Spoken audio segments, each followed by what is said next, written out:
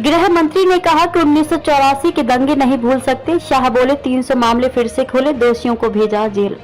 केंद्रीय गृह मंत्री अमित शाह ने कहा कि कोई भी सभ्य व्यक्ति 1984 के दंगे नहीं भूल सकता।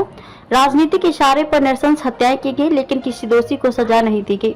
2014 में पीएम मोदी के सत्ता में आने के बाद दंगे के 300 मामलों को फिर से खोला गया और दोषियों को जेल भेजने की प्रक्रिया शुरू हुई। गृह मंत्री शाह ने दिल्ली सिख गुरुद्वारा प्रबंधक समिति की तरफ से आयोजित अभिनंदन समारोह में शुक्रवार को कहा कि मोदी सरकार ये तय करेगी कि जो भी मामले चल रहे हैं उनमें पीड़ितों को इंसाफ मिले।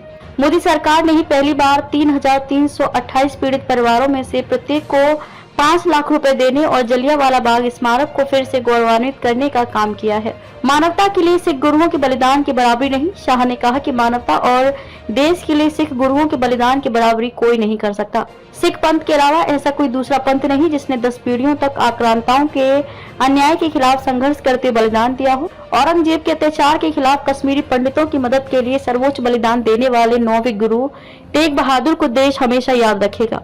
पीएम मोदी ने गुरु तेग बहादुर की स्मृति में लाल किले पर ठीक उसी जगह उत्सव मनाने का फैसला किया जहां उनकी शहीदी की घोषणा हुई थी।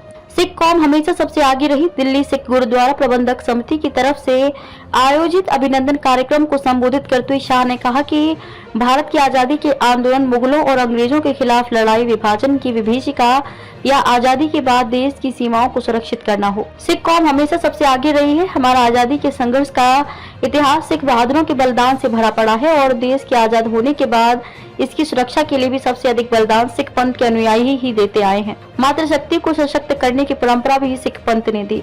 शाह ने कहा कि मातृशक्ति को सशक्त करने की परंपरा सिख पंथ में माता खीवी के लंगर की सिखों से वर्षों पहले शुरू हुई। इतिहास में भी ये दर्ज है कि सिख पंथ से निकली मातृशक्ति से न केवल आजादी के आंदोलन में हिस्सा लिया बल्कि देश को आगे बढ़ाने में अहम योगदान दिया है।